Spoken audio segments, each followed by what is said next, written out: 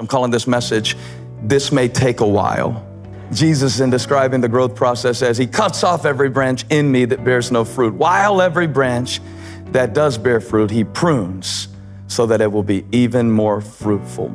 I believe that inside each of our hearts, what really drives us, compels us, and motivates us, whether we know it or not, is the desire to be fruitful.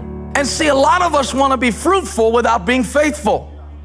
We want to be prosperous without being planted in the principles that will produce prosperity. It is frustrating when life feels unfruitful. There's nothing more fulfilling than bearing the fruit you're meant to bear because of the seed God put in you. But there's nothing more frustrating. And I'm not talking about feeling unfruitful when you haven't sown any seed, because I have no right to be disappointed about the fruit that wasn't born from the seed I didn't sow.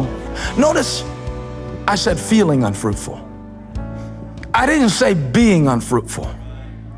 Because the fact is, some of the times in your life that feel the least fruitful and the most frustrating are actually the times in your life where God is preparing you and tilling you and cultivating your character for the greatest gifts that He's gonna give.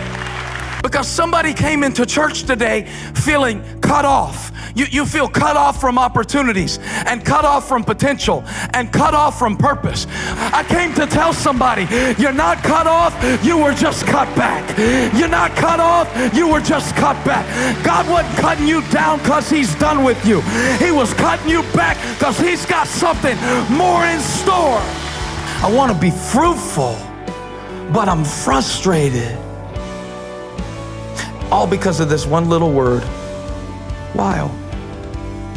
He cuts off every branch in me, verse 2, that bears no fruit, while. I can't do it with my whole heart if I'm focused on a lot of things that aren't worth my while at all. And some of you are missing what you should be doing while you have the chance because you got your mind on stuff that's not worth your while.